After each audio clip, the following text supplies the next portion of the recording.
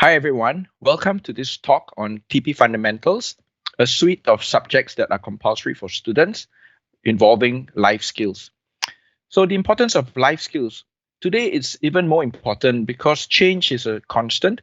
As you look around yourself, you can see that even the cars that we use, the HDB are introducing charging points in the car parks. Very soon, most of us will be driving an electric vehicle. And then if you were to apply for a job these days, it is quite likely that you would be interviewed by artificial intelligence before you can even set foot into a physical interview room. On social media, you know that the norm now, if you're not careful, there are scams and fake news going on, right? So this is the world today. And many of us, in fact, all of us, including our students, need to be prepared to face these new challenges. So for the workplace, life skills actually help our students to be more innovative. We teach them how to problem solve. They also get to recognize the impact and consequences of their own actions to others around them, right? We also help our students to build confidence in all aspects of life, things like their communication skills, how they interact with others. We also help them to learn how to analyze data and use credible information for them to make informed decisions rather than relying on herd instinct and on fake news if they're not careful. We also teach them to discover themselves and to inculcate an appreciation for others. Also to teach them how to recognize cultural awareness and diversity and to respect each other. Yeah. So beginning with the end in mind, how do we prepare our students for the future of work? Okay. So in Temasek Polytechnic, apart from choosing the diploma of choice for the technical and domain skill, we have this TP student profile where we would like our students to be lifelong learners, values-centered leaders, and to become future-oriented creators.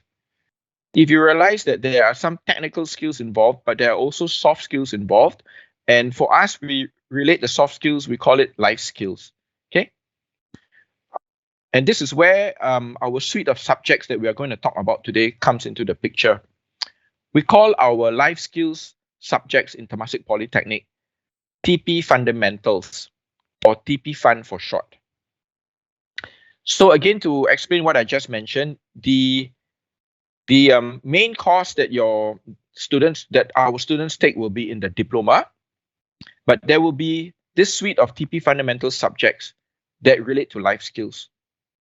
So you can see on the screen, we cover things like communication skills, innovation and entrepreneurship, leadership and character, and so on. Okay. So I'm going to go through each of the subjects, give you a general idea of what life skills subjects are all about. Starting with communication skills, there are two subjects: effective communication and professional communication. In effective communication, we help our students to develop good, effective written and oral communication skills. And we also make sure that they know how to have a good online etiquette, like, for example, doing a virtual communication like what I'm doing now with yourself. For professional communication, in that subject, we prepare our students to get ready for the work environment. So we will teach them how to write effective resumes and also to conduct themselves in interviews. So there's a lot of experiential learning going on in our TPFun subjects. So professional communication indeed is one of those where students actually role play in interviews so that they get their confidence level sufficiently high enough for them to actually do a real interview.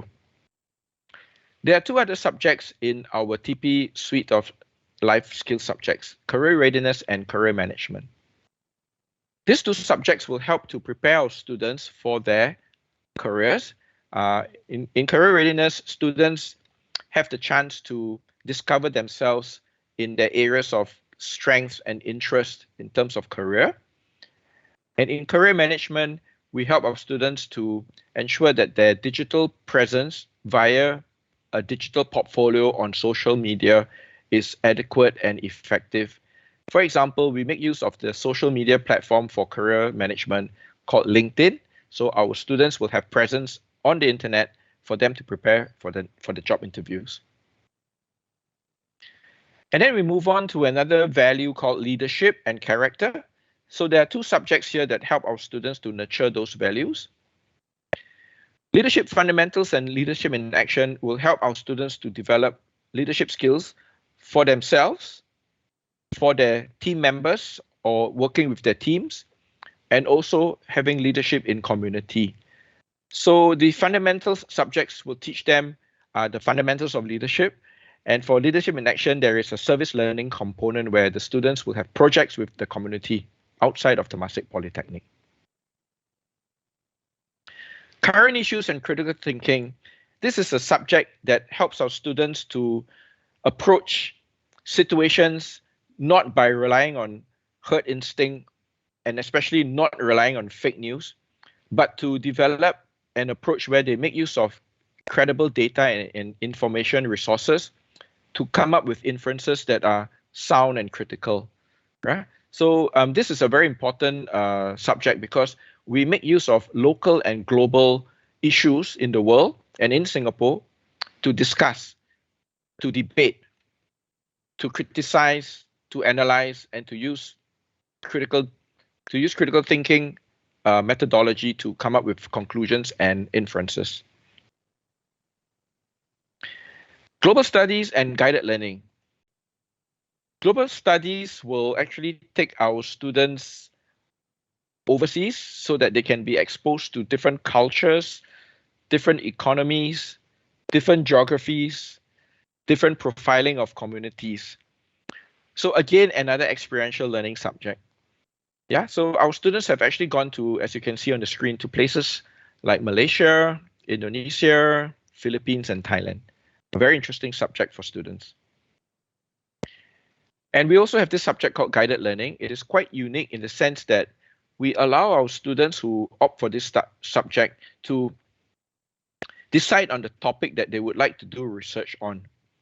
What we will do then is to have guided learning facilitators who are our teaching staff to walk alongside the student so that the student gets to learn on their own, self-directed, and get some guidance as well to do the research that the student has chosen for their chosen topic.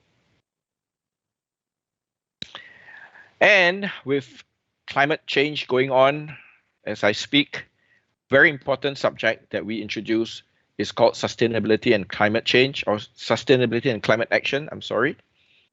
And here what the students will get to see is that they will get to appreciate what is happening in the world in terms of climate change and sustainability, and what governments are doing to help to address the situation, and more importantly, what the student as an individual can do to contribute to climate action to try to mitigate all these very negative outcomes of climate change. We also have this subject called innovation and entrepreneurship. This is where we use the design thinking framework to allow our students to understand how to come up with a good business plan, a good business model, and also to use their innovation and creative ideas to come up with products or processes, even software, right, that they can actually market and produce for the world maybe. And of course, we also tell our students, you do not need to be a business person to be innovative. Okay, so this learning helps our students to be very self-directed, and it's a life skill that they can take along with them for the rest of their lives. Not forgetting our physical and mental wellness, we do have a subject called sports and wellness. As it's self-explanatory, the students take part in sports. There are also talks on mental wellness, mental health, etc. As you can see there are activities such as archery, floorball, so on and so forth. Okay, so this gives a very holistic, all-rounded approach to life skills because your skills physically, mentally, emotionally, these are all very important ingredients as well as you conduct yourself in your one wild and precious life. Last but not least, very important is our student internship program. This is a program where it's taken in the final year. in terms of credit units, it can range anywhere from 3 to 16 credit units, meaning students tend to spend quite a significant amount of time doing their student internship. Okay, so this is the area, is the culmination of all their learning from their diploma, the domain area, as well as all the life skills that they have practiced during the first 2 years, right, to apply it in their internship. And as far as we know from research, many of our students end up being offered a job by their internship employer. Yeah, so it's a very good collaboration with industry, and also gives our students the exposure to what the working life is like. Okay, so that actually summarizes TP Fundamentals, the suite of subjects that will help our students develop their life skills. And life skills, as you and I know, are interdisciplinary in the sense that it doesn't matter which diploma or domain you are in, doesn't matter which profession you are in, it doesn't matter which job or career you're in, life skills are applicable across the board. And if you have good and effective life skills, this will take you very far in life, whether it is at work, whether it is play, whether it is in your social setting, whether it is in your own household, in your family, or with your friends. So we stress the importance of life skills in Temasek Polytechnic because this is, as I have mentioned, something very important in all aspects of our lives. So we've come to the question and answers section. Is TPFun compulsory? Yes, TPFun is compulsory, meaning all students in Temasek Polytechnic must take the subjects that I have just gone through with you in order for them to graduate from Temasek Polytechnic. We refer to them as TP core subjects, right? And the value of TPFun, I've covered it, but in summary, it is the way that we can help our students to become lifelong learners, become values-centered leaders, and become future-oriented creators. Yes, so TPFun is compulsory. In order for students to graduate, they must pass the subjects. Would TPFun subjects affect my CGPA? Yes and no. There are TPFun subjects that are graded, and these subjects will affect the CGPA. For example, the effective communication subject and the professional communication subject are graded subjects. There are also non-graded TPFun subjects, such as career management, current issues and critical thinking. These subjects will not affect your CGPA. However, students must pass all TPFun subjects in order to graduate. I hope that answers the question. So in conclusion, firstly, I'd like to thank you for taking time to be here with us to understand what TP fundamental subjects are all about and the value of life skills that we would like to inculcate in our students as they graduate. So do enjoy the rest of the open house. Choose wisely for your diploma of choice, and do look forward to the life skills subjects called TP Fundamentals. Thank you.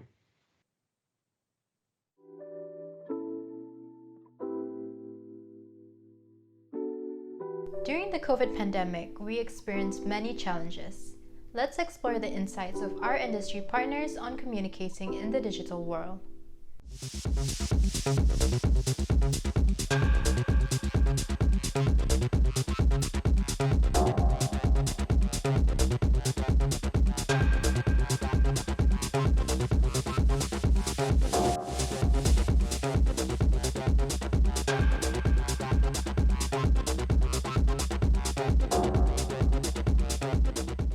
We're living in the world of clutter with so many times data coming at us. What is good material? What isn't? How is that impacting their way of communication in terms of the style? Are we crisp? Are we clear? Are we eloquent? If I were to look at the tools available, we need to sensitize ourselves and be learning all the time. As we started the webinar, I saw thumbs up and applause using Teams. So these are some of the tools that we can use to replace to substitute for the absence of body language face-to-face meetings? I think we can go past a whole day without even speaking one word, right? We communicate through stickers, through IG stories, to chats, to short form video, TikTok. No need to talk at all. So I think the post-pandemic world, other than what's happening at the workplace, will be the social distancing and how we actually communicate will change completely. And I feel that that's also going to affect our readiness, to communicate in the work setting. So that's something I found as an SME. I'm starting to lose personal relationships with my employees, with my colleagues. We have less lunch opportunities. With the clients, it's even a more pressing problem. So there's less opportunities for that. So in this post-pandemic world, I think for us, our challenge is how do young people show their personality, show their passion, show their relationship with us. Show that, for example, these Zooms and all that, right? Even the dressing, even the language, even the background that we choose. These are little telltale signs to help to differentiate who we are. The question I have is, what is your brand? If I were to be talking to a student today, my question is, what's your brand? Your brand has to be unique. You have something that someone does not have. That's one. By using abbreviations, for example, is the reader going to understand you? Who is the reader? Is the reader a hiring manager? Is the reader an HR manager who looks at hundreds of CVs a day? How are you standing out? Are you even clear? And alluding to what Pauline and Elvin had said, intergenerational communication comes to mind, right? What is acceptable, what is not acceptable with someone that's in their 30s, in their 40s, or their 50s. It's really hard to know. When you do a Zoom call with someone, and of course, this is not in an interview setting or whatever, just a meeting. So some of the younger generation may think that, oh, non-video is totally fine, because this is how I communicate with my friends anyway. But maybe if you're talking to someone who's older or in a different context, you need to have your video on. I feel that probably the education system, or they're brought up well or whatever. I think they change their tone. It's like when they speak to someone older, all the LKRs, BRB, LMA, AO, don't come out so much until they get to know you better. The internship experience is one that I value. Thankfully, there are several TPFun subjects that provide pre-internship preparation. Let's find out the industry partners' tips on preparing you for your internship. The first entry point really is the resume, because you don't get a chance to be face-to-face until you're shortlisted. I have even seen an introduction, a summary of a person who says, I'm an overall good person. I excel in everything I do. That was really incredible. Nobody is excelling in everything. You are good in some things and better at others, then maybe a bit weaker elsewhere. That is just being human. So authenticity is what I'm looking for. Honesty is what I'm looking for. If you're going to make a statement, let's prove it. For example, I led a sustainability project that saw an increase of 20% participation from last year, so that's evidence. And the outcome was a span of 5 different projects. And so you show that it has longevity, there's backed by data, if you can. Whatever job they're applying for, it's not a cookie cutter resume. Make sure you know a little bit about the company. Better still, if you know a little bit about the boss or the person who's going to interview you, right? So you know that I am involved in charity or in heritage, right? Now, if your resume has something like, oh, in my pastime, I love visiting the museums. Now, that would obviously pop up to me. So one thing I would always suggest is that do stuff outside of your academic, do stuff outside of work, so to speak. Highlight those things on your resume. I had this girl, and she actually started a mushroom snack business, even while she was in university. So it's like healthy snack business. And in her resume, I actually suggested that she put it right on top. So most of the time, people would put your university degree right on top, right? But actually, I asked her to put her entrepreneurship experience right on top. And she got a job in one of the top food tech companies. The CV has to humanize that candidate. I think Alvin talked about humanizing. It's really important that it's not a piece of paper. And it's not about the length. The shorter, the more succinct, the better, because it forces the person to be crisp and very clear and to the point. Make sure that you're not too long-winded, you're fairly succinct in terms of when somebody asks you tell me about yourself and how you can align that with what the hiring manager may want to hear. In Temasek Poly, we value our holistic approach to learning. We learn, create, and lead.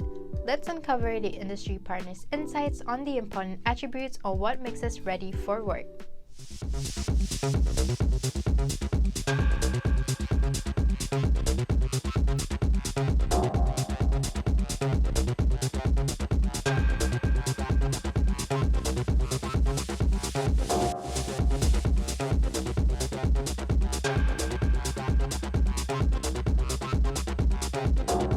I think it's important to have a global mindset because they talk about the world becoming smaller, as in we shouldn't think about just working in Singapore. In fact, we should be looking beyond Singapore. So I always tell students, even adult learners, that it's very important for them to have a global perspective. So when you go for a job interview at a multinational company, the guy who's going to interview maybe from Sweden or someone from Japan or someone from the Philippines. So if you know something about their political situation, the economic situation, the social situation in those countries, you might be better able to sort of engage them and perhaps even impress them with your knowledge so that they know that you are a person who is aware of, not just your community, but you have an idea of beyond your region, even global. So that helps you actually.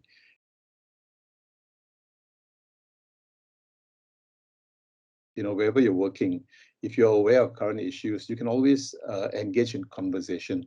Because sometimes before you sell your product or your service or even yourself to a client, you have to make some small talk.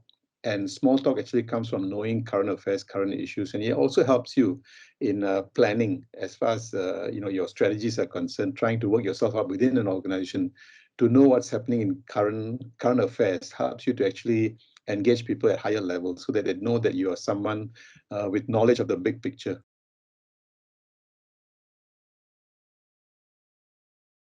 You've got the qualification, so now you're there working for the company, but the next level is how do you manage relationships? And when you manage relationships, it's all about managing emotions. So your EQ skills becomes very important. And EQ is also about self-motivation. When you meet a challenge in your workplace, how do you self-motivate? And EQ is also about building relationships. So that's one skill that we have to acquire. And the good news is that unlike IQ, EQ can be acquired.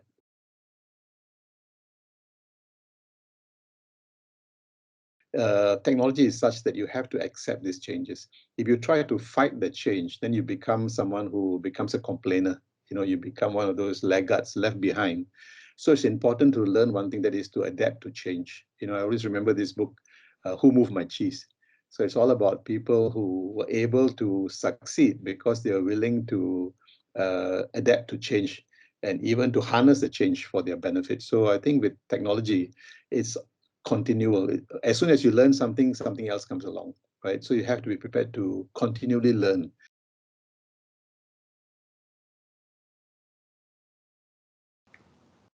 Leadership skills. I suppose when you join an organization, what they will do is to see whether you're an independent thinker, because if, let's say, you're going in for a managerial position, they'd want to give you some projects and see if you're able to handle those projects without always having to ask for permission to do this or do that. Some people come from organizations where they are not being empowered to make decisions. So they have a tendency to always look for guidance or ask for permission to do this or that. So some companies would like to see if you are an independent thinker. So when you join the company, they may give you small projects and see how you manage, And if you come across an obstacle, how do you get across the obstacle? Do you always look for someone to help you, or are you willing to take risks? So being a good, a leader would be someone who's willing to take risks. Of course, those risks must be calculated risks. But I think risk taking is part of it, because the world is changing so quickly. So part of a good leadership skill is someone who's willing to take risks, someone who's an independent thinker, someone who's willing to question the norm, right? And someone who's willing to perhaps push the boundaries. So it has to come from within, someone with passion, and being able to communicate that passion to the people, your team, so that they can feel the same excitement that you feel. Because often managers have access to information at a higher level. They're aware of the company's vision, the mission, that kind of thing. But how do you translate that to something that your workers can understand? So communication skills as well.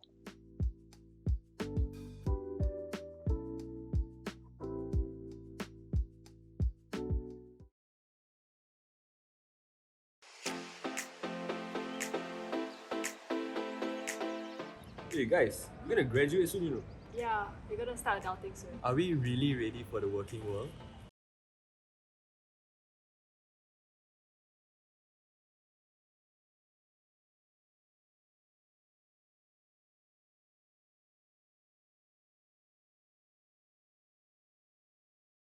It's helpful in terms of preparing us for presentations, because if we do not go through the runs of doing these presentations, we will not be prepared when we step into the workforce.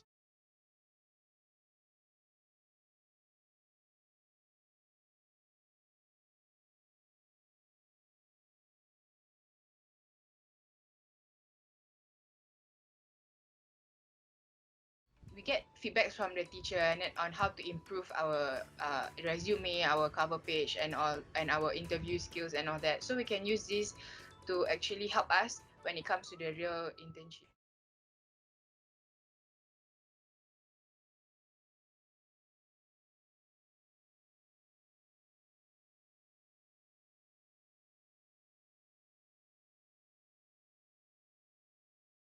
So how was your internship? Yeah, it was great. I had a lot of fun. And I learned that communication is key.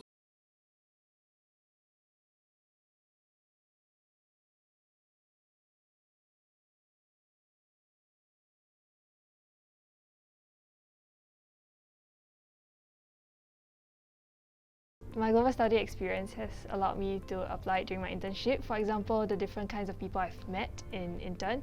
Some of them came from overseas, other countries, and I've managed to understand how they communicate, why they communicate this way.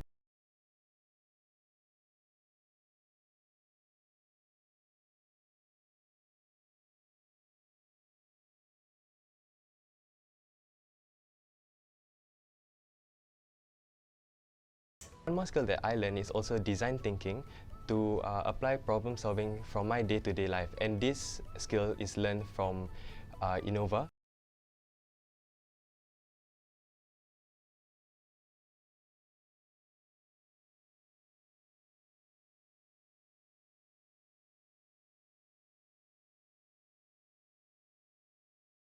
During sports and wellness, I was actually able to meet people from different races and ages and diversity from all across TPs from different schools.